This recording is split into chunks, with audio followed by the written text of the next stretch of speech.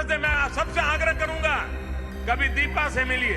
इनको chest pillow paralysis है शिवशंकर जी। ये शरीर का छाती का निचला हिस्सा पूरा लकवाग्रस्त है और स्पाइनल कॉर्ड ट्यूमर्स की बार बार सर्जरी होने की वजह से जो मोटर कंट्रोल है वो नहीं है, स्पास्टिक पैरालिसिस है, मलमूत्र की शक्ति नहीं है, तो चैलेंजेस तो बहुत हैं। इत्तेफाक भी रहा कि प्रयागराज आप 2 बार आई and you set a world record. Absolutely. जब मैं पहली बार आई थी तो मैं यमुना नदी में बहाव के विपरीत तैरी थी जी 2008 में विद द सेम फिजिकल हाँ, कंडीशन। अपना 2016 का समर पैरालंपिक्स का मेडल जीता, क्योंकि मेरे शरीर को रोज स्पास्टिक पैरालिसिस है, रिलैक्सेशन एक्सरसाइज चाहिए, पैसिव मूवमेंट चाहिए। वो चीज़ों को जब मैं अस्पताल में फिजियो रूम में करती थी तो लोग मुझे पेशेंट कहते थे, और वही एक्सरसाइज जब मैं जिम में और स्पोर्ट्स स्टेडियम में करने लगी तो लोग मुझे पैरा एथलीट कहते थे। लेकिन वो अर्ध विराम था, क्योंकि मैंने फिर अगले साल ही एथलेटिक्स सीख लिया और स्पोर्ट्स को नए रूप से फिर आगे मूव ऑन किया। और एथलेटिक्स में then I went on to win the first para Asian medal, first world championship medal and the first ever female Paralympic medal. बहुत चेंजेस आए। पहले मैं रेस्टोरेंटियर थी, फिर मैं रैलिस्ट थी, उसके बाद मैं स्विमर बनी, उसके बाद मुझे कॉर्पोरेट मोटिवेशनल स्पीकर का एक करियर मिला। आज आप इग्नाइट कर रही हैं भारत के लोगों को, पूरे विश्व को, हम सबको। So it's a great Fortune for all of us कि कहीं ना कहीं कोई एडवर्सिटी ने आपके लिए एक ऐसी चीज़ बना दी, एक ऐसी अचीवमेंट दे दी जो पूरी दुनिया के लिए आजकल और हमेशा की एक मिसाल बन गई। जो कहानियाँ होती हैं वो भूत में होती हैं, बीत चुकी हुई बात होती है, लेकिन आप वो किस्सा हो जो लिविंग है, आप वर्तमान हो, आप दीपा हो। तो मैं आपको कहती हूँ, you are the king of words. Thank you so much. जाने से पहले मुझे कोर्ट में ले गए थे कि Deepa doesn't deserve to go for Paralympics, she has cheated to acquire the slot, manipulated. आपका एक एक्शन आज की दुनिया में आप तक नहीं रहता, इट हैज़ ह्यूज इम्पैक्ट। मैं बहुत बहुत आपका आभार व्यक्त करना चाहता हूँ प्रयागराज के प्रत्येक व्यक्ति की तरफ से जो उस दिन उस ऑडिटोरियम में मौजूद थे, जिन्होंने वर्ल्ड रिकॉर्ड बनाया, जिन्होंने आपको सुना। सब ने बोला कि ये मेरी ज़िंदगी का सबसे अच्छा दिन था, और जो नहीं आए थे उन्होंने बोला मैंने अपनी ज़िंदगी का सबसे अच्छा दिन मिस किया। तो थैंक यू सो मच। वो भी आपका बड़प्पन है। किताब की लॉन्च आपकी थी, लेकिन अपने को कभी भी आगे ना रख के आपने कई ऐसे व्यक्तियों को बुलाया और उनकी जीवनियाँ आपने अपने इलाहाबाद के नागरिकों को सुनाई। I was very shock. मैंने किसी भी बुक लॉन्च पे ऑथर को स्टेज दूसरे ऑथर्स को देते हुए नहीं देखा। डिसेबिलिटी कभी भी अपनी एबिलिटी को प्रूव करने से नहीं रोक सकती। और एबल्ड और डिसेबल्ड में इतना ही फ़र्क होता है, अगर इस चश्मे को उतार दें तो मुझे भी दिखना बंद हो जाता है। नमस्कार दोस्तों, आज के इस स्पेशल पॉडकास्ट में मैं बात करने वाला हूं जिस शख्सियत से, जो पर्सन नहीं पर्सनालिटी है, जो मेरे दोनों किताबों के हर चैप्टर की किरदार हैं। क्योंकि किताबें या कहानियाँ कहीं ना कहीं किसी हकीकत से आती हैं, और ऐसी एक हकीकत जो कि सहजता, सरलता, सफलता और संभावना की प्रतिमूर्ति हैं, जो है Padmashri, Arjun awardee, para Olympian, Khel Ratna आदरणीय दीपा मलिक जी। बहुत बहुत नमस्कार। तो दीपा मलिक जी, मेरा बड़ा सौभाग्य है कि आज आपके साथ पॉडकास्ट में हूँ। पीछे कई बार बातचीत हुई और ये परम सौभाग्य रहा प्रयागराज का कि आप Prayagraj how to be extraordinary book launch में आई। जी। और उससे पहले हम लोग पुस्तक मेले में मिले, जहाँ पे मेरी बुक लॉन्च में आप रहीं, पेन एंड पेपर अवार्ड में मिले।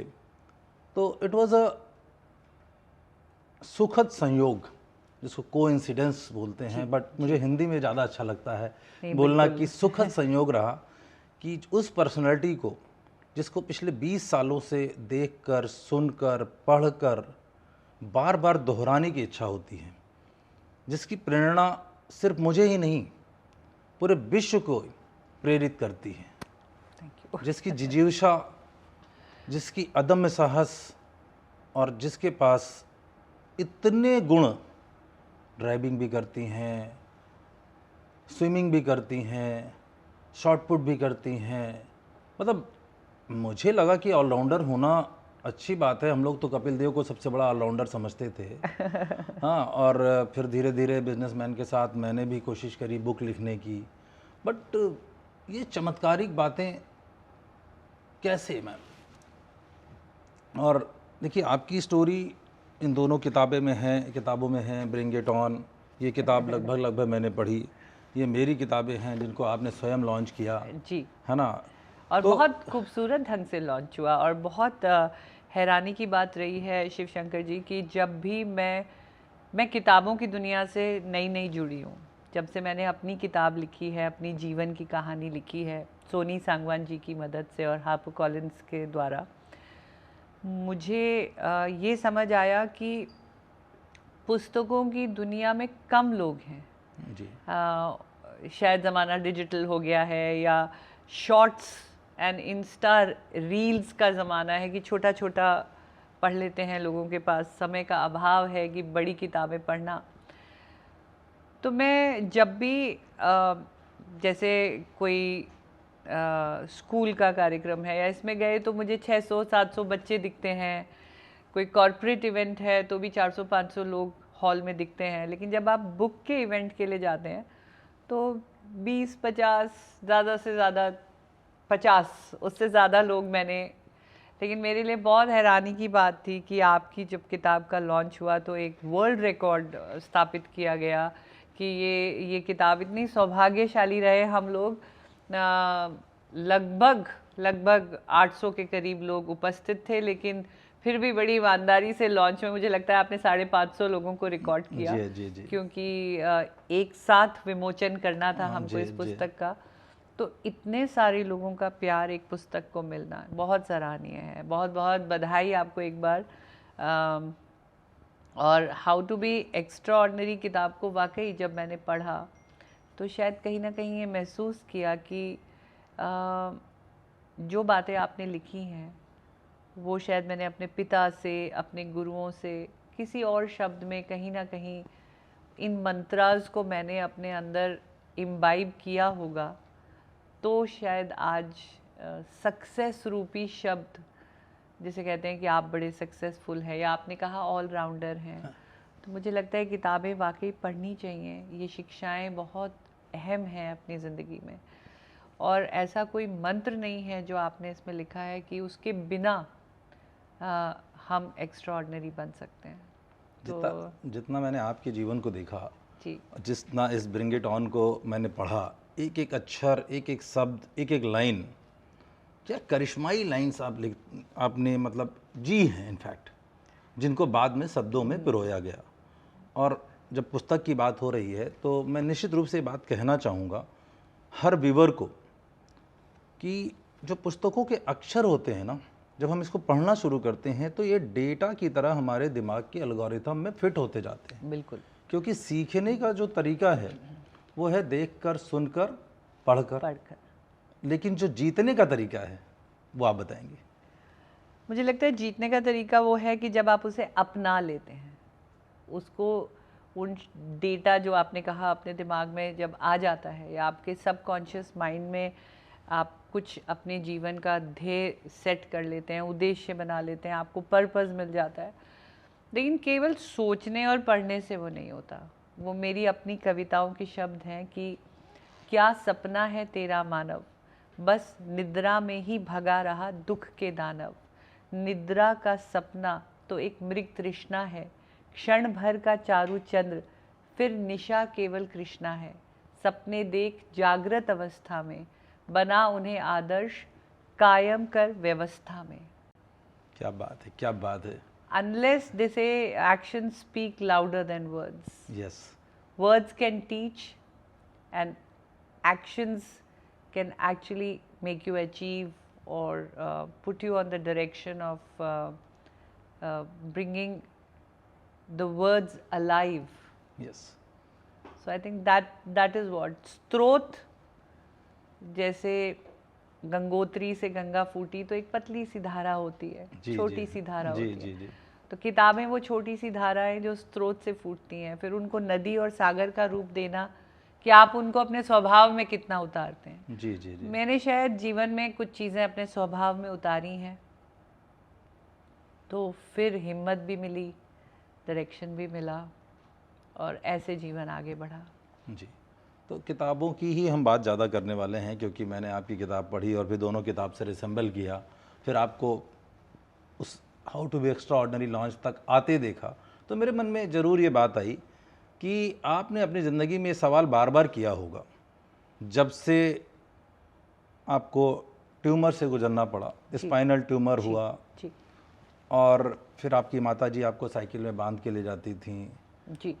And lot more happens. और एक जो सबसे बड़ी मुझे बात बढ़िया लगी आपकी कि आपने अपनी स्माइल से माइल्स की दूरियां तय करी, और ये स्टार्ट वहाँ से हुई कि आप बेड पे रहती थी और आपको किसी वहाँ पे नर्स ने या डॉक्टर ने कहा था कि जब भी आपके पेरेंट आएँ तो आपको बहुत स्माइलिंग दिखना है, सो दैट कि जो पेन आपके शरीर में हो रहा है वो उनके तक ट्रांसफ़र ना हो। या फिर एक एटीट्यूड ऑफ ग्रैटिट्यूड, क्योंकि मुझे ये समझाया उन्होंने कि देखो माता पिता कितने कष्ट से गुजर रहे हैं। 5 साल की थी जब चलना बंद हुआ, फिर दर बदर घूमे, कई हॉस्पिटल लेकर गए और फिर उन हॉस्पिटल्स में इलाज नहीं मिला, थक हार के एक पुणे के हॉस्पिटल में एडमिट करा दिया। वहाँ पे भी 8-9 महीने लगातार पता भी नहीं चल रहा था कि हो क्या रहा है। तो उसमें देखिए 2 दिन या 3 दिन या 4 दिन या 4 हफ्ते 2 महीने की बीमारी हो तो आदमी झेल भी लेता है, लेकिन लगातार रोज़ निरंतर बच्चे को अस्पताल देखने जाना है, एक बच्चे को स्कूल लेके जाना है, माँ को घर भी संभालना है, माँ को छोटी बेटी भी। तो वो समझाया उन्होंने मुझे कि देखो मम्मी और पापा कितने कष्ट से गुज़र रहे हैं, और ये जो कष्ट है उसको एक ही चीज़ कम कर सकती है कि आप चिड़चिड़ ना करो, आप रोना ना करो, क्योंकि रोने से कुछ बदलने वाला नहीं है। बिल्कुल सही कह रहे हैं। जो तो वहाँ से शायद पहली सीख मिली कि कष्ट के समय में थोड़ा सा संयम रखें, थोड़ा सा माहौल को नकारात्मक ना होने दें।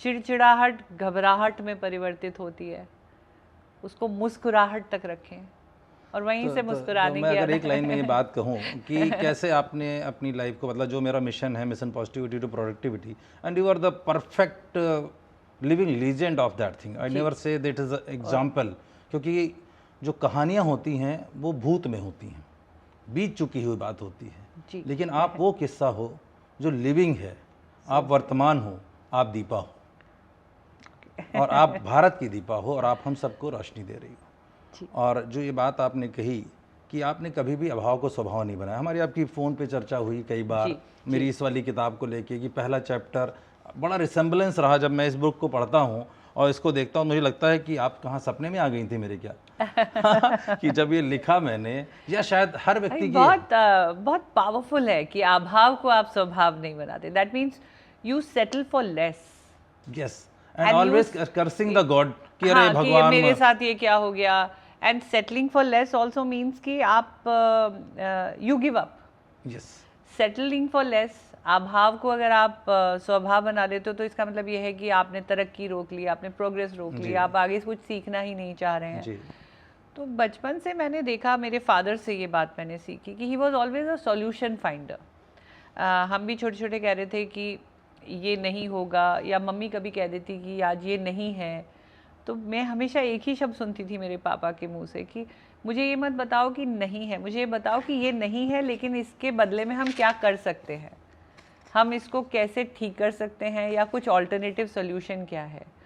तो हमेशा ये सबकॉन्शियसली रहा कि continuously looking for solutions. Solutions आपको हमेशा adaptability and ready for change का एक यही तो बात हम लोगों ने कही ना कि लर्निंग वर्सेस विनिंग। लोगों को बड़ी गलतफहमी है और लोग कहते हैं ये बड़ा जानता हूँ मैं कि भाई लर्निंग किससे आती है, देख कर, सुनकर, पढ़कर, बट विनिंग कहाँ से आती है? अडॉप्ट करने से एंड अडॉप्ट करके उसको बार बार लगातार करने से। तो जो है उससे संतुष्टि और अपने आप को अपना एक बेहतर वर्जन बनाना, वो setting a target and a goal, और उसके बीच में जो जर्नी है वो मेहनत। अच्छा, एक चीज़ जो हम लोग किताब पे और चर्चा करते रहेंगे, क्योंकि ये दोनों किताबें एक दूसरे की फोटोकॉपी हैं। इसमें बताया गया कि क्या करना है और इसमें बताया गया कैसे करना है। ये आपका बड़प्पन है। तो यद्यपि ये पहले लिखी गई, ये बाद में लिखी गई, बट सोर्स यही रहा होगा, क्योंकि 20 साल से आपको देख रहे हैं, सुन रहे हैं, पढ़ रहे हैं। तो ये आपका बड़प्पन है, क्योंकि इसमें बहुत लोगों के एग्जाम्पल है, ऐसे बहुत लोगों को आपने स्टडी भी किया है। जी। तो मैं एक बात पूछना चाह रहा हूँ कि behind every successful man there is a woman. Okay. And but ये तो हमारे यहाँ कहावत ही नहीं बनी, इस किताब में पूरी हमने प्रूवर्स को ठीक किया है। तो एक प्रूवर आज ठीक करनी है आपके माध्यम से जी, कि it's a co working word, shoulder to shoulder हमारी देवियाँ साथ में चल रही हैं। तो ये कहावत बदलने की ज़रूरत है, या एक और कहावत बनाने की ज़रूरत है कि if there is a woman behind every successful man, so there is a man behind a great successful woman sitting asides me. तो who is asides you? Who is the lucky man? I won't give the credit to one man. Oh, men's because सफलता ज़्यादा है ना। और शायद मैं इसको gender specific भी ना करूं, ओके। क्योंकि ये ज़रूरी नहीं है कि पुरुष या महिला का साथ रहा। माँ नहीं होती तो हिम्मत नहीं मिलती, जी। बेटियाँ नहीं होती तो I would have never got the wind beneath my wings.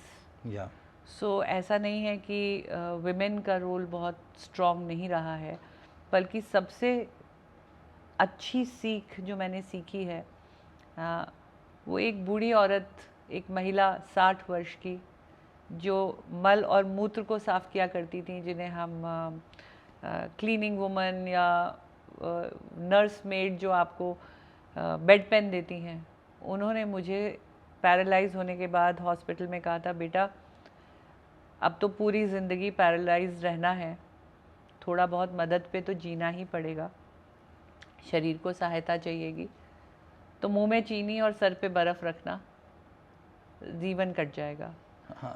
तो मुंह पे चीनी का अर्थ हुआ कि आप सॉफ्ट स्पोकन रहें, हमेशा क्रिब ना करें, रोने धोने की बातें ना करें, उदासी, क्योंकि लोग बहुत ज़्यादा उनके साथ नहीं बैठते जो हमेशा रोना धोना कंप्लेन मोड में रहते हैं। जी, जी, जी। सर पे बर्फ मतलब stay positive, stay happy, choose happiness. कष्ट तो होगा, it's going to be challenging. जी जी जी जी। तो ऐसा नहीं है कि महिलाओं का रोल बहुत प्रोमिनेंट नहीं रहा। फिर भी इस कहावत को तो ठीक करने की जरूरत है ना आज के इस परिप्रेक्ष्य में। क्योंकि मैंने बीड़ा उठाया है तो कहावतों को ठीक करने का। तो पिता का बहुत बड़ा रोल रहा जी, गुरुओं का बहुत बड़ा रोल रहा। मेरे सारे कोचेस मेल हैं जी, मेरे जो फिटनेस कंडीशनिंग कोचेस हैं वो मेल हैं, जिम ट्रेनर्स मेल हैं, मेरे फिजियोथेरेपिस्ट सब मेल रहे हैं। तो कई पुरुषों का हाथ रहा है जिन्होंने मुझे, जो गाइड रहे हैं, मेरे स्पिरिचुअल माइंड कोच हैं वो भी पुरुष हैं। जी। तो जैसे कि मतलब अगर आपको एक लाइन में बोलूं कि वर्ल्ड रिकॉर्ड बनाना और भारत के हर पदक को हासिल करना, हर पुरस्कार को हासिल करने वाली क्वीन हैं आप, the queen of world record and awards in a single line, the queen of world record and the queen. क्यों ये इत्तेफाक भी रहा कि प्रयागराज आप 2 बार आई and you set a world record. Absolutely. जब मैं पहली बार आई थी तो मैं यमुना नदी में बहाव के विपरीत तैरी थी जी, 2008 में, with the same physical condition. मेरे को चेस्ट पिलो पैरालिसिस है शिवशंकर जी। मुझे लगता है अब तो शायद सभी लोगों को पता होगा, लेकिन जिन्हें नहीं पता उनके लिए कि ये शरीर का छाती का निचला हिस्सा पूरा लकवाग्रस्त है और स्पाइनल कॉर्ड ट्यूमर्स की बार बार सर्जरी होने की वजह से, स्पाइनल कॉर्ड कट जाने की वजह से जो मोटर कंट्रोल है वो नहीं है, स्पास्टिक पैरालिसिस है, मल मूत्र की शक्ति नहीं है, शोल्डर्स के बीच में बार बार सर्जरी होने की वजह से काइफोटिक डिफॉर्मिटी है, टॉर्सो बैलेंस नहीं है, blood circulation and blood temperature normal human body की तरह नहीं है। तो चैलेंजेस तो बहुत हैं, लेकिन नए शरीर को नए ढंग से जीना सीखा।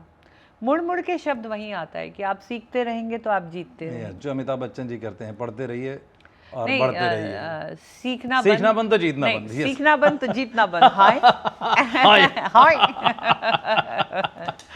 तो उनसे भी मेरा बहुत सौभाग्य रहा, कई बार मुलाकात हुई। जी जी जी, जब, is a great personality and he belongs to Prayagraj also. हाँ, वो भी तो एक कनेक्शन है, बिल्कुल सही कह रहे हैं। तो प्रयागराज की और तो महिमा बहुत है। सौभाग्यशाली रही कि ज़िंदगी के हर पड़ाव पे उनसे मुलाकात हुई।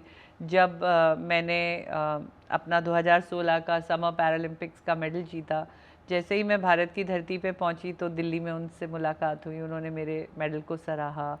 फिर हम स्वच्छ भारत पे एक अभियान था, उसमें मुलाकात हुई।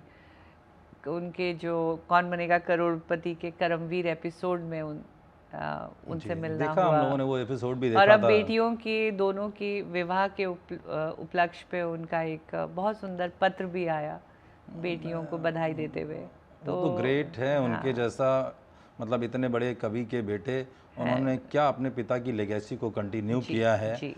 और is the best orator of the world, either in the Hindi or in English. वो तो उनकी भाषा शैली, उनकी बोलने का तरीका, सो ऑसम। तो लेकिन वो भी सीखने से आया है। हाँ, ये तो मानना पड़ेगा। You can't become an Amitabh Bachchan overnight, आपको उसके लिए बहुत मेहनत करनी है, बहुत सीखना है। तो वो तो प्राइड से भी बढ़ के हैं हम लोगों के लिए। He is an institution for us.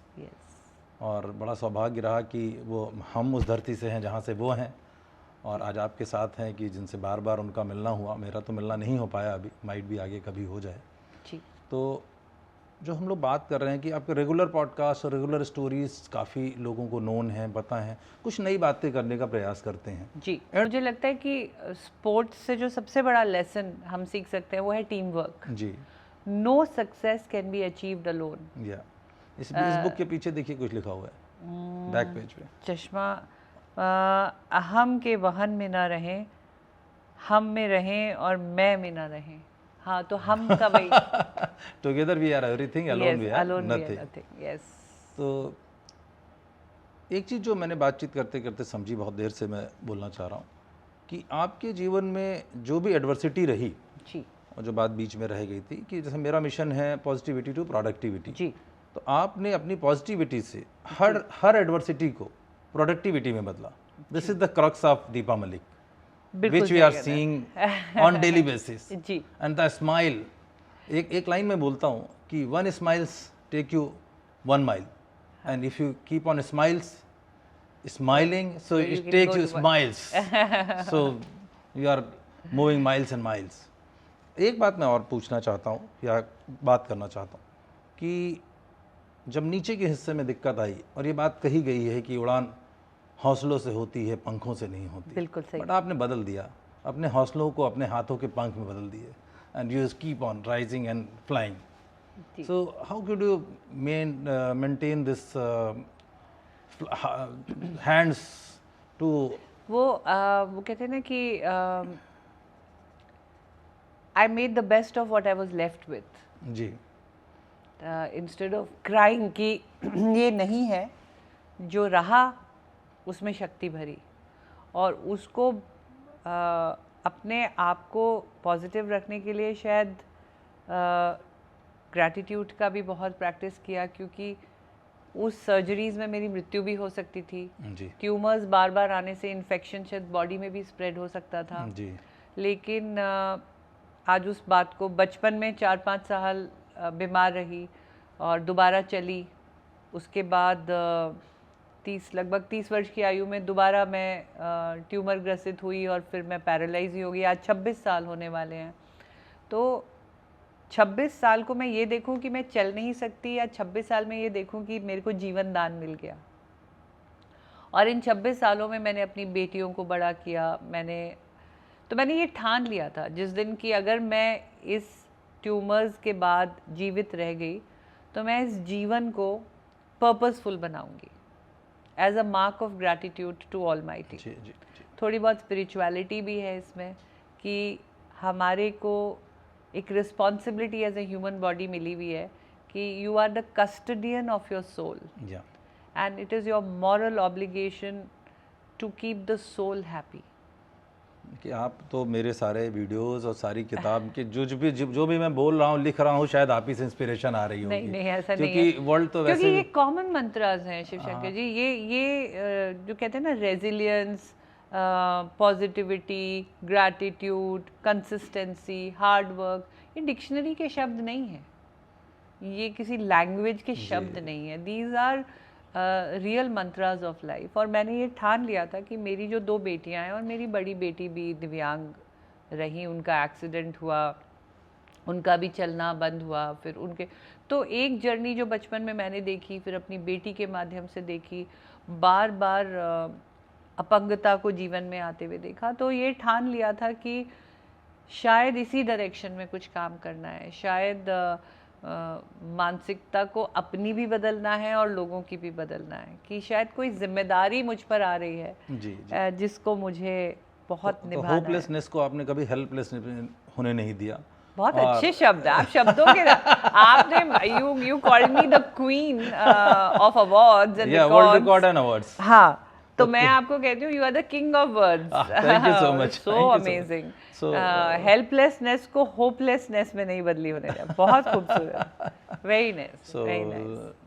नहीं, मैं जब से आपसे मिला ना, तो ये मेरे जीवन में भी एक मेहनत बड़ी करी उदास शिव ले शंकर जी, आया। बहुत मेहनत करी। जी। पहले मानसिकता को काबू किया कि भाई मनस्थिति जब तक, because it's always mind over. एक बात मैंने और समझी, एक मेरी लाइन ही है, तो बट एक्चुअली मैं बता रहा हूँ कि मैं जितनी मेरी 5 साल की लगातार यूट्यूब जर्नी है, जो किताबें लिखी, एक एक मेरे sentence words belongs to you. ऐसा लगता है कि शायद आप पहले सपने में आके मुझे सब बता के गई थी। तो आपसे मैंने ये सीखा कि push your body to train your mind. Yes, push your body to train your mind. और ये तो छोटे में ही सीख लिया था मैंने। और वो इसलिए सीखा था कि जब पैरालिसिस के बाद मुझे रिकवरी में डाला, रिहैबिलिटेशन में डाला, कैलिपर्स लगते थे, चेस्ट ब्रेसेस लगते थे, वो लोहे की छड़ों से, क्योंकि इतना क्रूड होता था मेडिकल असिस्टिव एड्स उस टाइम। अभी तो बहुत टेक्नोलॉजी आ गई है, 3D इमेजिंग आ गई है, लेकिन तब तो उस दर्द में खड़े होना, चलने की प्रैक्टिस करना, और प्रिकली हो जाती थी वो चेस्ट लेदर का पहने हुए, और दर्द होता था बहुत, रात भर नींद नहीं आती थी। तो और वो पेन किलर्स डॉक्टर्स देते नहीं थे कि एडिक्शन में चला जाएगा शरीर। तो लेकिन उधर ये बात सीख ली कि to achieve a target of walking again, you have to go through the discomfort of pain, and you have to push your body to achieve that level of strength कि जिसमें आप चल सको दोबारा। और 7 साल की बच्ची ऐसे मतलब रोज जाना, पता है कि जब मैं उस कमरे में घुसूंगी तो पूरे शरीर में दर्द होगा, और जब वापस आऊंगी तो 4 घंटे दर्द में तड़पूंगी। फिर आप सोचिए एक 7 साल के बच्चे को वो भय को काबू करना, तो वहाँ पे कहते हैं कि बहुत नहीं, लिटरली मतलब ये जो मेरा लाइन थी, मैंने तो ऐसे सामान्य तौर पे बोली थी, परंतु you had just dignified that the things कि push your body to push your train your mind. And लोगों का प्रॉब्लम ये है कि वो माइंड को ट्रेन नहीं कर पाते हैं, है ना। और आपने जैसे अभाव को स्वभाव नहीं बनाया। तो एक बड़ी इंपॉर्टेंट बात मैं आपसे पूछना चाहता हूँ जी, how do you see decision, discipline, determination created this wonderful destiny? How do you see decision, discipline, determination created this wonderful destiny? Might be आप सामान्य होती तो हो सकता है ये डेस्टिनी ना होती। बिल्कुल सही कह रहे हैं, क्योंकि जब आप चैलेंजेस के थ्रू गुजरते हैं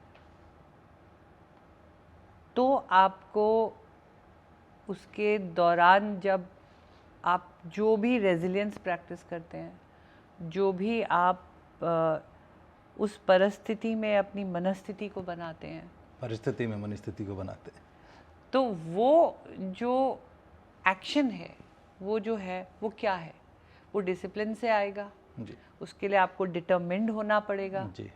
और अगर आपको अपनी एक अच्छी डेस्टिनी चूज़ करनी है तो ये डी फैक्टर बहुत ज़रूरी है जी। और फिर तभी तो मैंने 4 किया ना, मेरा तो नाम ही दीपा है। ये ज़्यादा अच्छा हो गया। तो कि Deepa with the help of her determination, discipline, designed her destiny. हाँ, क्या बात है। देखिए शब्दों से मैं भी खेलने लगी हूँ। Great great.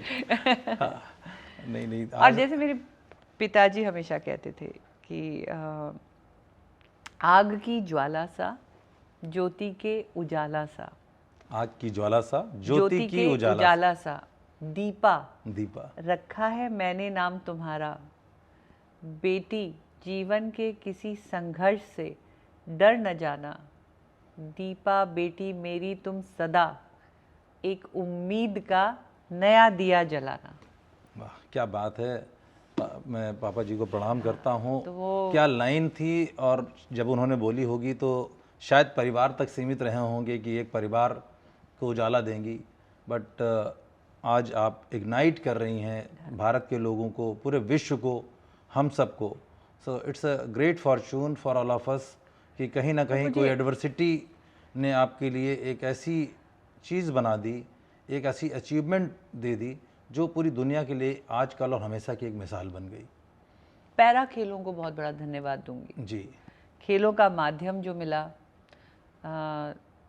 तो जो हमेशा कहती हूँ, हर इंटरव्यू में कहती हूँ कि जब तक मैं अपनी फिजियोथेरेपी अस्पतालों में करती रही, क्योंकि मेरे शरीर को रोज़ स्पास्टिक पैरालिसिस है, रिलैक्सेशन एक्सरसाइज चाहिए, पैसिव मूवमेंट चाहिए, स्पाज्म ट्रीटमेंट मैनेजमेंट चाहिए, वो चीज़ों को जब मैं अस्पताल में एक फिजियो रूम में करती थी तो लोग मुझे पेशेंट कहते थे, और वही एक्सरसाइज जब मैं जिम में और स्पोर्ट्स स्टेडियम में करने लगी तो लोग मुझे पैरा एथलीट कहते थे। तो आप बीमार व्यक्ति से खिलाड़ी की परिभाषा आपको मिली जी, तो बहुत अच्छा माध्यम लगा, और इस माध्यम के द्वारा मुझे और बहुत कुछ करने का मौका मिला। मेरी आवाज़ बुलंद हुई। जब मैंने देश के लिए मेडल जीता तो राष्ट्रगान के लिए मैं खड़ी नहीं हुई, 140 करोड़ भारतीय खड़े हुए। और रही बात पॉलिसीज़ की और कुछ आवाज़ उठाने की, तो बहुत अच्छा लगा कि इन खेलों के माध्यम से मेरी आवाज़ में थोड़ी सी शक्ति भी आई। जब जब मेडल जीता, कोई पॉलिसी की बात रखी, उसमें बदलाव भी आया और बहुत महिलाएं बाहर आके खेलने लगीं। तो मुझे लगता है कि अगर आपको अपने जीवन में आपका पर्पस मिल जाए, ये बात आप कई बार बोल चुकी हैं, और अब मैं पर्पस जब मिल जाए तो उसको आप कैसे लगनता से और ईमानदारी से। जी, तो मैं ये सवाल अब बहुत जगह पे करता हूँ और मैंने तो किसी को पूछते नहीं देखा, लेकिन आपको जवाब देते सुना तो मैं उस सवाल में कन्वर्ट कर रहा हूँ उसको बोलिए। कि what's your career goal and what's your life goal. Oh, what's your career goal and what's your life goal. Life goal तो मेरा बड़ा क्लियर है जी, कि लाइफ गोल ये है कि जहाँ भी मैं जाऊँ या जो भी कार्य मैं करूँ उसमें सुगम्यता आए, एक्सेसिबिलिटी प्राइम रहे, कि लोगों को एक inclusive world, inclusive infrastructure, inclusive education, inclusive sports, एक ये सीख ज़रूर मिले कि there is enough ability beyond disability, all people need is equal opportunity. तो ये मेरा एक लाइफ का गोल है, और जितना मैं इसमें कार्य करूं, चाहे मैं स्पोर्ट्स के माध्यम से करूं या मैं अपने मोटिवेशनल टॉक्स के माध्यम से करूं या पॉलिसी मेकिंग के माध्यम से करूं, मेरा समर्पित है जीवन। तो जीवन गोल तो अब मेरे को मिल चुका है। ग्रेट। करियर गोल ऐसा है कि बहुत चेंजेस आए। पहले मैं रेस्टोरेंटियर थी, फिर मैं रैलिस्ट थी, उसके बाद मैं स्विमर बनी, फिर मैंने प्रॉपर स्विमिंग करी, स्विमिंग के बाद मैंने एथलेटिक्स चुना, एथलेटिक्स में भी मैंने अलग अलग खेल चुने। उसके बाद मुझे कॉर्पोरेट मोटिवेशनल स्पीकर का एक करियर मिला, उसके बाद पैरालंपिक कमेटी की प्रेसिडेंट बनने का एक अवसर प्राप्त हुआ। अब मैं एशियन पैरालंपिक कमेटी की बोर्ड में हूँ। 53 साल की उम्र में मैंने अपने आप को Indian institute of corporate affairs में एक एजुकेशनल कोर्स में एनरोल किया, पढ़ाई करी, तो अब मैं कॉर्पोरेट बोर्ड्स की भी इंडिपेंडेंट डायरेक्टर हूँ। तो करियर हमेशा चेंज होता रहा है। मैंने सुना है कि कुछ बड़े ब्रांड नेम की भी आप जो है इंडिपेंडेंट डायरेक्टर हैं। जी बिल्कुल। शायद ओयो की, जिसको अब हम प्रिज्म कहते हैं, अब उसका नया नाम है, उसको हम प्रिज्म के नाम से अब जानने लगे। ओयो का नाम बदल गया जी। रितेश अग्रवाल भी क्या कमाल का लड़का रहा, मतलब बहुत इंस्पिरेशनल, 17 साल की उम्र में, बहुत है ना, बिना किसी इंस्पिरेशनल। फॉर्मल एंड एजुकेशन में। एक चीज़ मैंने उनसे सीखी है, क्योंकि जब मैंने डायरेक्टरशिप ली थी, पैरेलली मैं पैरालंपिक कमेटी में प्रेसिडेंट भी बनी थी। तो मैंने इस जर्नी से इतना सीखा, गुड गवर्नेंस सीखा, how to be a leader. मैंने एक बहुत छोटे व्यक्ति जो अपना उम्र में छोटे और एम्बिशन में इतने बड़े, जिसको as a team leader when he takes the board meetings, he has everything on his fingertips. चाहे वो फाइनेंस का मामला हो, ऑडिट का मामला हो, फ्यूचर प्लानिंग का मामला हो, he knows every property, he knows every person in the office. तो उस व्यक्ति से मैंने बहुत सीखा कि what is the rule of good governance, और कैसे एक टीम के साथ ह्यूमिलिटी के साथ, एज में छोटे, क्योंकि मैं भी, मेरे से भी बहुत सीनियर लोग थे जो पैरालंपिक कमेटी से बहुत सालों से जुड़े हुए थे, उनके साथ कैसे बिहेव करना है, कैसे काम करना है, कैसे मीटिंग्स को लेना है, व्हाट आर द प्रोसेसेस, बहुत सीखा। तो इसी बात से एक बात और है, ये हमारे देश में एक बड़ा मिसकंसेप्शन है कि यदि कोई एज में छोटा है तो वो हमसे कम जानता होगा और वो गुरु नहीं हो सकता, जबकि मेरा बड़ा स्ट्रांग मानना है, और आपसे बात करके ये बात और इस्टेब्लिश की जा रही है कि किसी भी एज में कोई किसी का गुरु बन सकता है। मेरे सारे कोचेस मेरे से छोटे रहे। वीरेंद्र विक्रम सिंह जो मेरे फिजियो थे, जिन्होंने मेरे लाइफ ऑल्टरिंग शिक्षा उन्होंने मुझे दी। व्हेन आई केम इन 2005, मैं 1999 में पैरालाइज हुई। मैं 2005 में अपनी एक रिहैबिलिटेशन कोर्स के लिए दिल्ली आई थी। 24 मात्र, आई थिंक 22 या 24 साल का विक्रम रहा होगा उस वक्त, लेकिन मैंने उससे जीवन शैली को एक सही तरीके से फिजियोथेरेपी रिहैब ट्रेनिंग में अडेप्ट करके कैसे हम जी सकते हैं, मैंने उससे सीखा। जो मेरे कोचेस थे वो हमेशा मेरे से छोटे हैं। मेरे जिम ट्रेनर्स, मेरे फिटनेस ट्रेनर्स मेरे से आधी उम्र के थे। और उससे भी ज़्यादा मैं कहूँ कि जब मैं रेस्टोरेंट चलाती थी तो कॉलेज स्टूडेंट्स वहाँ खाना खाने आते थे, यंग आर्मी ऑफिसर्स वहाँ खाना खाने आते थे। उनसे मैंने सीखा कि गाड़ियाँ मॉडिफाई हो सकती हैं, इंफॉर्मेशन टेक्नोलॉजी क्या होती है, या इंटरनेट पे जाके हम रिसर्च कैसे कर सकते हैं। मैं जब पैरालाइज हो रही थी और कंप्यूटर्स इंडिया में आ रहे थे, और उस वक्त स्कूलों में ये एजुकेशन शुरू नहीं हुई थी कि चलो मेरे बच्चों के माध्यम से मुझे पता लगे, तो ये सब मैंने अपने छोटों से सीखा। हाँ, ये बात इस्टेब्लिश होती है कि ये बात जो हमारे यहाँ एक कहावत और कही कि बड़ा हुआ तो क्या हुआ, जैसे पेड़ खजूर। तो ज़रूरी नहीं कि जो एज में बड़ा हो वही नॉलेजफुल होगा, कोई भी नॉलेजफुल हो सकता है, और हम कितने सीखने के इच्छुक हैं ये इस पे निर्भर करता है। बिल्कुल। तो बहुत ही अच्छा लग रहा है आपसे बातचीत करके, और लग रहा है कि आने वाले टाइम में इस देश में सैकड़ों दीपा आएंगी जो इंस्पायर करेंगी, और निश्चित रूप से आप उसका सोर्स बनेंगी। तो जब आप पैरा ओलंपिक कमेटी की प्रेसिडेंट बनी तकरीबन 2020 में जी, और उससे पहले 2016 में आपने रियो ओलंपिक में सिल्वर मेडल जीता भारत के लिए, निश्चित रूप से वो हम सभी भारतीयों के लिए एक प्राउड वाला पल था, और निश्चित रूप से वो देश के हर खेल प्रेमी को, केवल पैरा ओलंपियन नहीं, पैरा खेलों के लोग ही नहीं, सामान्य खेलों के लोगों को भी इंस्पायर कर रहा होगा, ऐसा मेरा मानना है। लेकिन आप मानेंगे नहीं कि जब मैं वापस लौटी जी, और वो बड़ा कोइंसिडेंस रहा कि 17 सितंबर को मैं लैंड किया, और 17 सितंबर हमारे आदरणीय प्रधानमंत्री नरेंद्र मोदी जी का जन्म दिवस भी था। जी जी जी। तो मैंने जब वो मेरे से पूछा गया कि आपको कैसा लग रहा है, मैंने कहा देश के प्रधानमंत्री के लिए इससे बड़ा तोहफा लेके मैं नहीं आ सकती थी। और सचमुच जब मैं एयरपोर्ट पे पहुंची तो लगभग 5000 लोग वहाँ पर थे। ऐसा मैंने सिर्फ क्रिकेट के लिए देखा, एक दिव्यांग महिला और एक पैरालंपिक मेडल के लिए मैंने ये नहीं देखा पहले कभी देश में। तो वो बहुत बड़ा एक मोमेंट था हैप्पीनेस का, और वहाँ पे फिर राष्ट्रगान बजाया गया, तो वो कमी वहाँ पे पूरी हुई जो नहीं बजा। लेकिन आपने सही कहा, बहुत भावुक एक पल था, लेकिन एक पैराडॉक्सिकल मोमेंट भी था। कंफ्यूज थी दो चीज़ों को लेके। पहली चीज़ ये थी कि मेरे लिए वो जीत क्या मेडल की जीत थी या अपनी ईमानदारी की जीत थी, क्योंकि जाने से पहले मुझे कोर्ट में ले गए थे कि Deepa doesn't deserve to go for Paralympics, she has cheated to acquire the slot, manipulated. वो बहुत बड़ा धब्बा रह जाता अगर मैं वो कोर्ट केस नहीं जीतती। और 4.48 metres as a qualification mark के लिए मुझे कोर्ट में ले गए थे, लेकिन मैंने अपना मेडल 4.61 मीटर्स से जीता।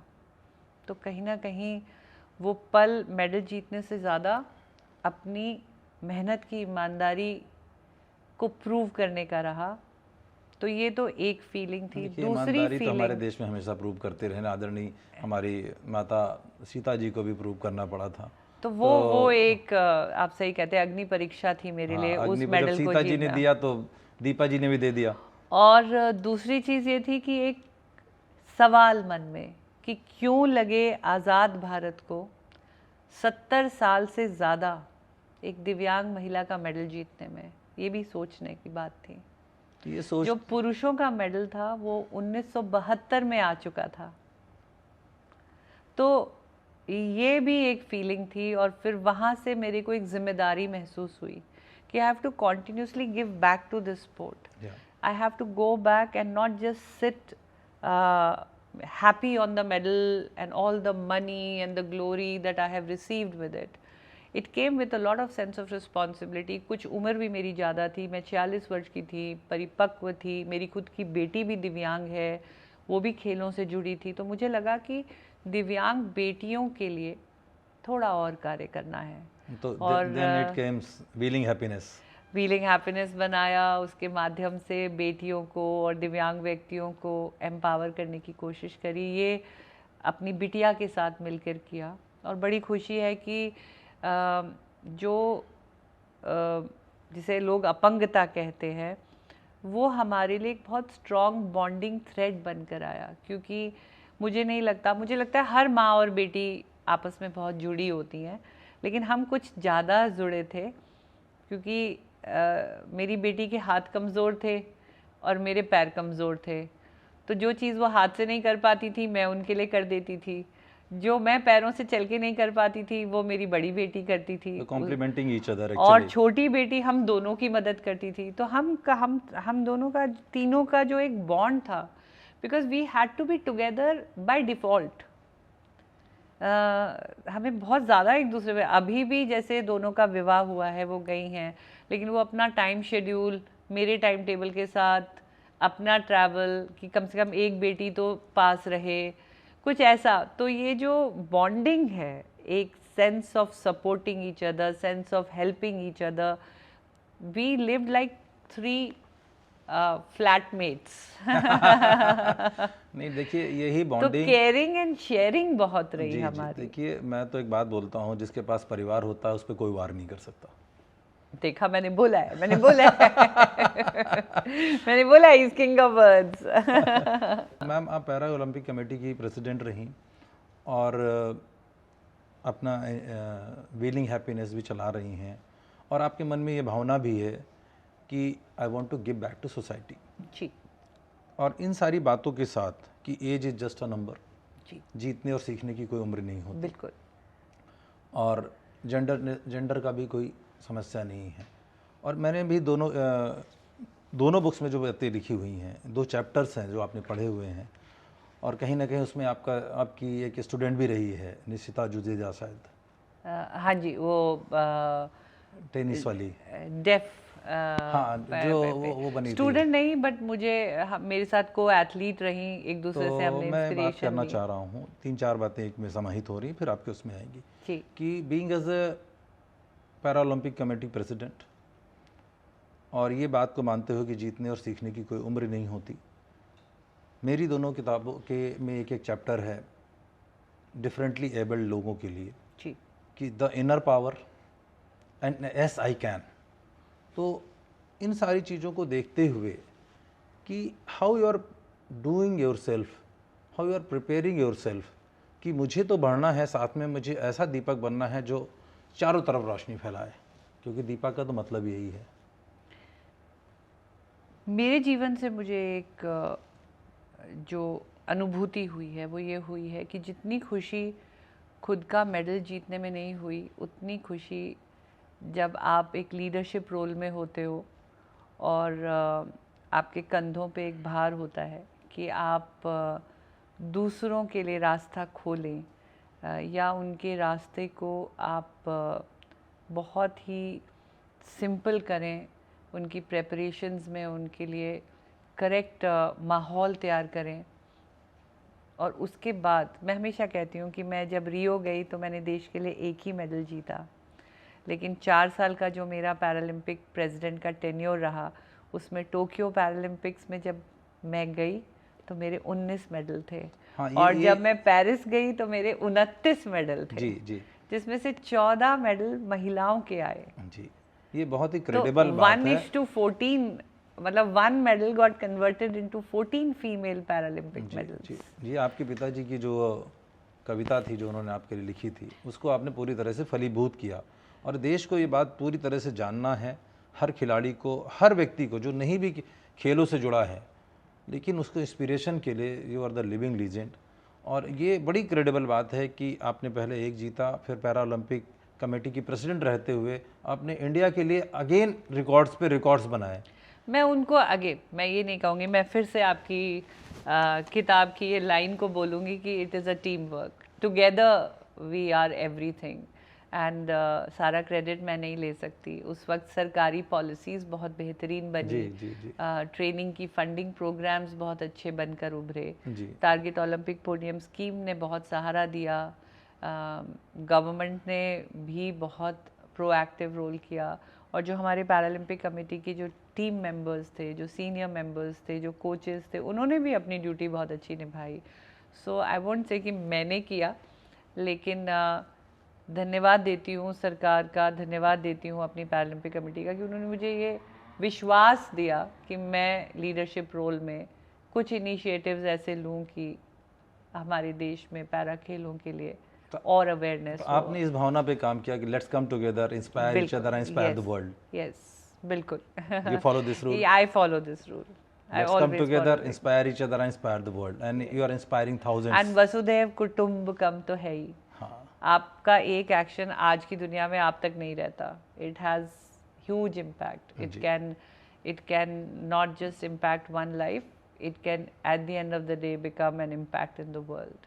ग्रेट, बहुत ही मज़ा आ रहा है मैम आपके साथ बात करके। बात से ज़्यादा ये लग रहा है कि एक हम धरोहर बना रहे हैं इस बातचीत के माध्यम से, जो आज, कल और हमेशा हमारे देश के साथ साथ दुनिया के लोगों को प्रेरित करती रहेगी कि डिसेबिलिटी एक इंस्पिरेशन है, इट्स नॉट अ कर्स। नहीं, बिल्कुल भी नहीं। और मैं तो देखिए, हम एक ऐसे समाज में और ऐसे है कि मैं तो हमेशा कहती हूँ कि पता नहीं कंट्रोवर्शियल ना हो, बट मैं ये कहती हूँ कि हम जो भी काम नया शुरू करते हैं, जिनकी प्रार्थना करते हैं, जिनसे हम शुभ आरंभ करते हैं, हमारे आदरणीय गणेश भगवान, वो खुद एक प्रोस्थेटिक हेड यूज़ करते हैं। बहुत ही बड़ी बात करी आपने। तो जब हम एक भगवान जिनकी से एक शुभ आरंभ होता है, तो फिर कैसे कर्ज हो सकती है डिसेबिलिटी? बहुत ही शानदार, बहुत ही बढ़िया बात आपने। उनको भी एक मानव शरीर पे एक प्रोस्थेटिक, एक ऑल्टरनेटिव, जिसे कहते हैं असिस्टिव, उसको कहा भी जाता है कि विश्व का पहला क्या बोलते हैं उसको, प्रोस्थेटिक सर्जरी या प्रोस्थेटिक सर्जरी या जो भी आप कह लें, अलग मतलब होता ही ऑपरेशन है। अब हम लोग हार्ट्स, एनिमल हार्ट को हम ह्यूमन हार्ट से रिप्लेस करते ही हैं, उसकी भी रिसर्च चल रही है। अब आपने ये बात कह दी तो मैं ये भी समझना चाहूँगा कि ऐसा नहीं लगता कि आज की डेट में मानवता मर रही है और बिना एनिमल हार्ट लगाए लोग एनिमल जैसा व्यवहार कर रहे हैं, वो भी बैड एनिमल जैसा? देखिए, यहाँ पे मैं कहूँगी कि एजुकेशन आपको पावर ऑफ चॉइस देती है। और अगर हम कहावतों की बात कर रहे हैं तो वो कहावत वाकई सच्ची है कि you become the average of 5 people you live with. जैसी संगत वैसी रंगत। बिल्कुल। 5 लोगों को और average हमारी बन जाता है। बहुत पुरानी कहावत है, खरबूजे को देखकर खरबूजा रंग बदलता है। सो आपके पास चॉइस की शक्ति है ना, आपके पास एक ह्यूमन माइंड है। Please choose positivity and choose the right practice. connect, collaborate and create. Yes. And disability is not limiting.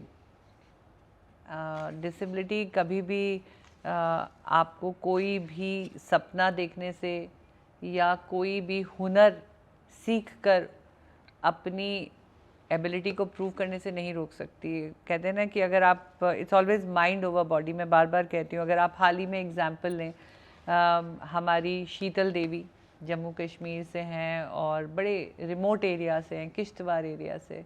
एक नन्ही गांव की बच्ची जिसके दोनों हाथ नहीं हैं, पैरों से उसने तीर चलाना सीखा और संसार की सबसे अच्छी तीरंदाज बनी जी।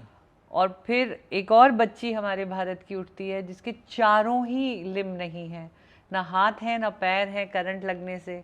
वो भी उड़ीसा के एक बिल्कुल ही सामान्य से परिवार से आती हैं, लेकिन अब देखिए उन्होंने शीतल देवी को हराया। तो हमारी भारत की बेटियों की आप शक्ति देखिए। पायल नाग जी, चारों लिम्स नहीं हैं जी।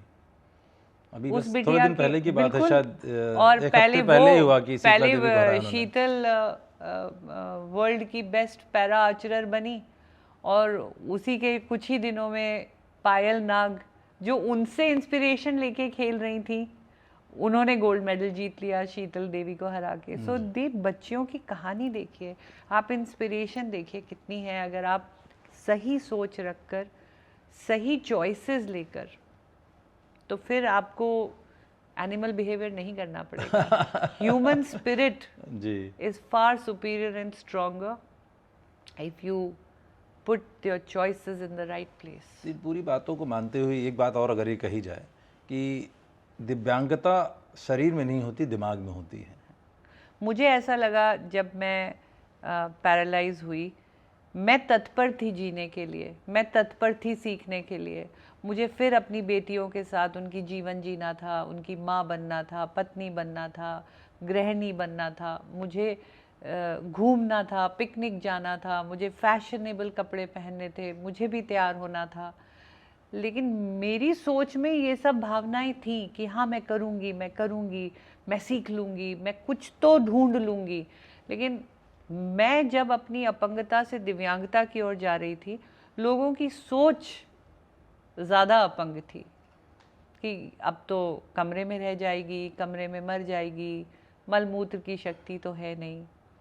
सो दिस लाइफ करियर जो आपने बोला has been in pursuit of adding travel, fashion, sports, adventure, picnics, happiness, laughter, dance, celebration to the word disability. देखिए हमारे यहाँ तो बहुत पुरानी एक कहावत है जिसको मैं करेक्ट भी नहीं करना चाहता कि जब तक सांस तब तक आस।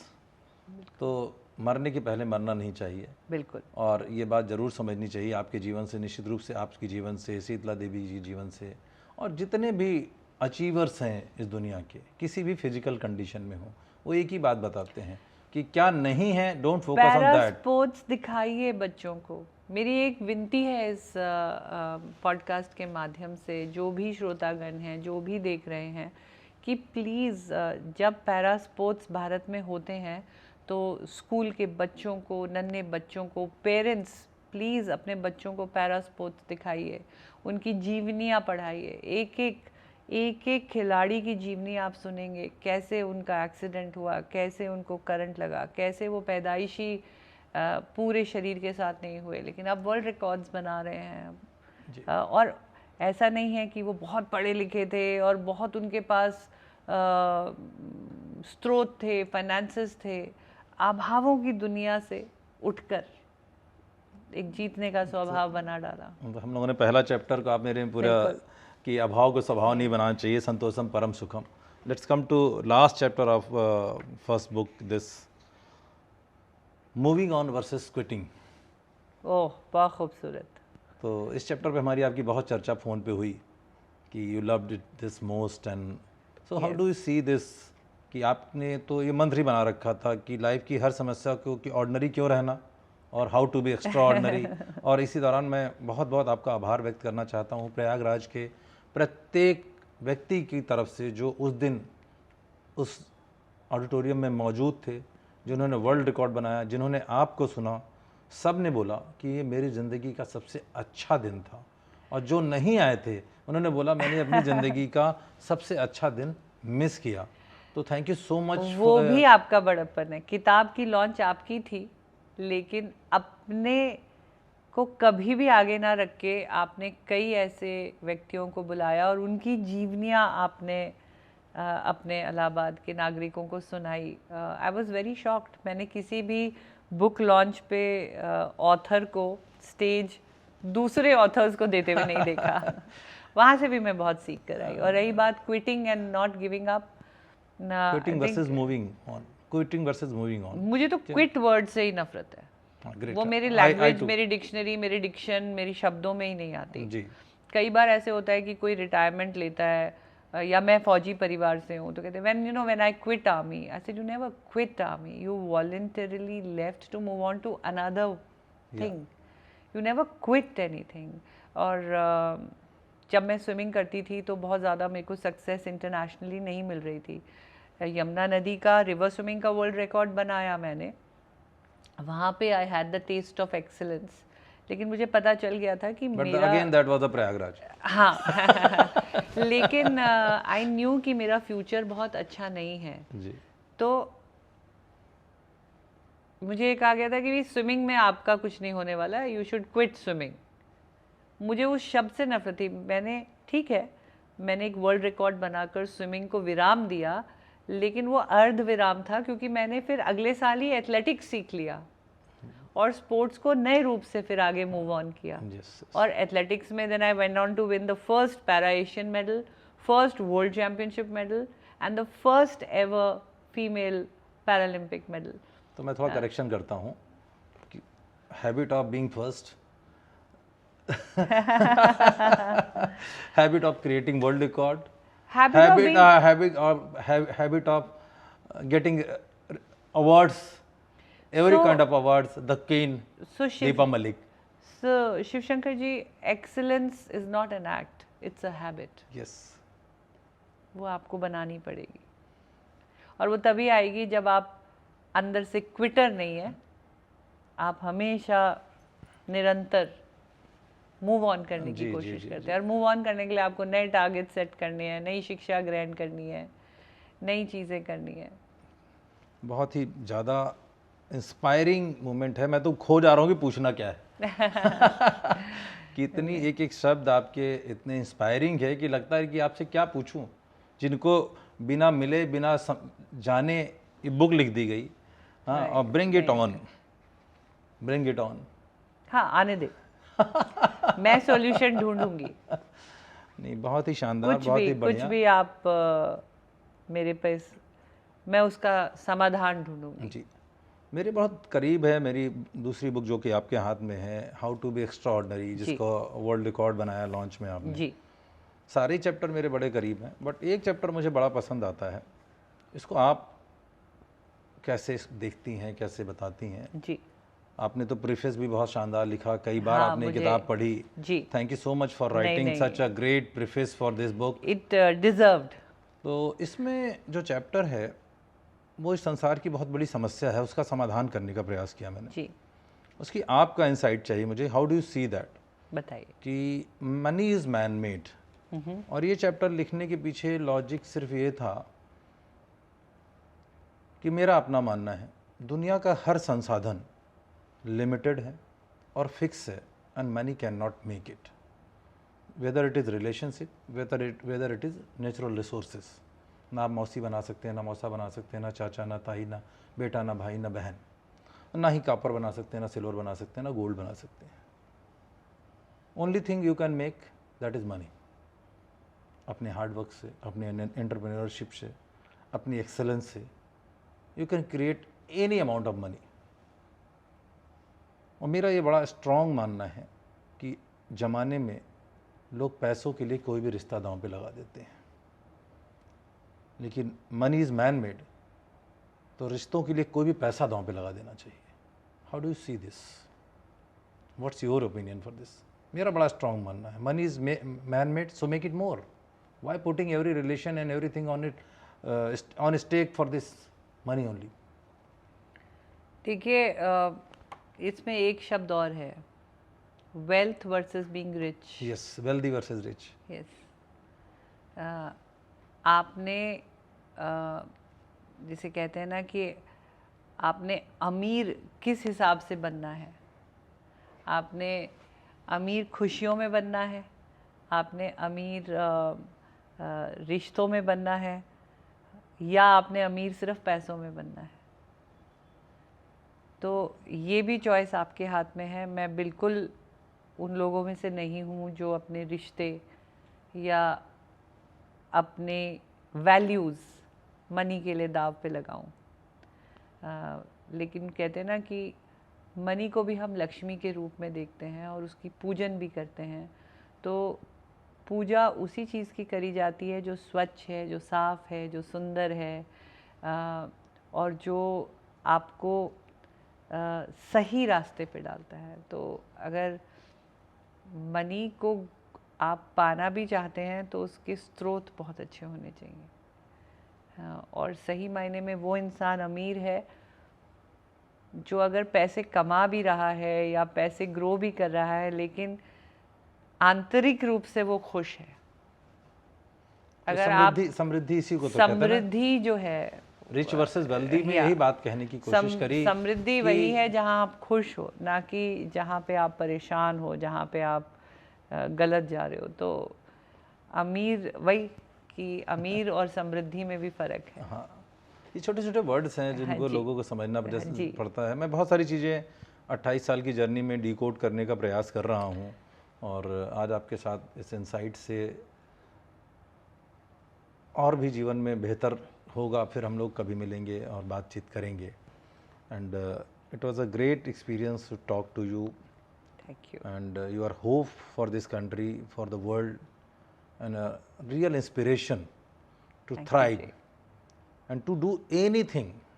जब तक सांस है हम कुछ भी कर सकते हैं। बिल्कुल, इसकी एक आप जीती जागती मिसाल हैं। और आपकी ये किताब ब्रिंग इट ऑन सुपर्ब है। और आपने हाउ टू बी एक्स्ट्राऑर्डिनरी के लिए प्रीफेस लिखा, वो भी इस किताब को अमर बना देगी निश्चित रूप से।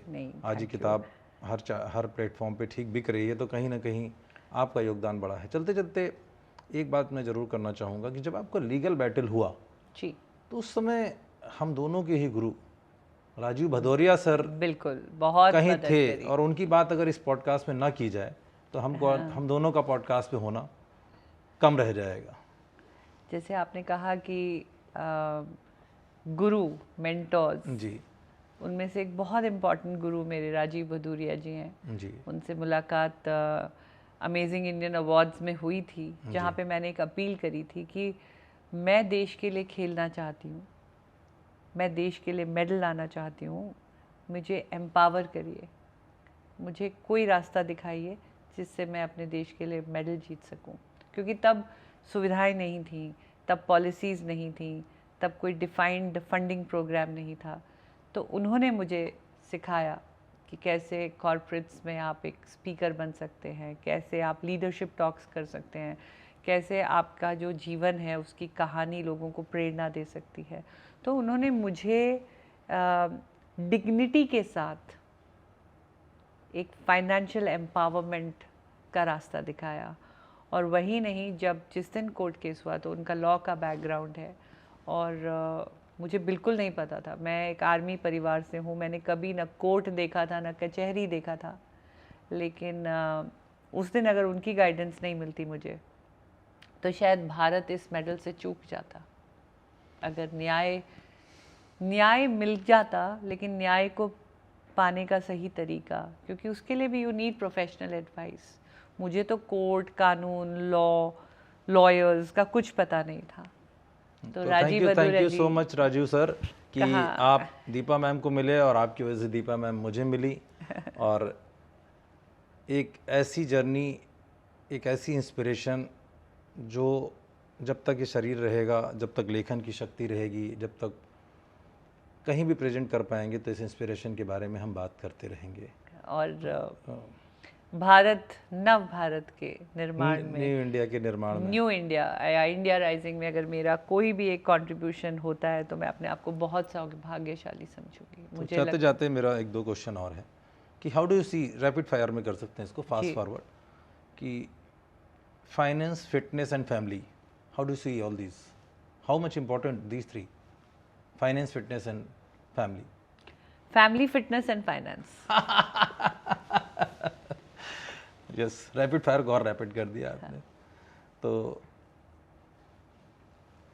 Tumour to podium, possibilities is powerhouse, wheelchair bound, wheelchair wheelchair bound नहीं, to wheelchair liberated, wheel chair bound to wheelchair liberated, that's the Deepa Malik. मुझे लगता है मुझे हर हफ्ते आपसे मिल लेना चाहिए, मेरी अपनी इंस्पिरेशन डबल हो जाएगी। तो कीप रीडिंग। ये तो मेरे साथ है ही। शिवशंकर जी, मेरा भी आपसे एक सवाल है।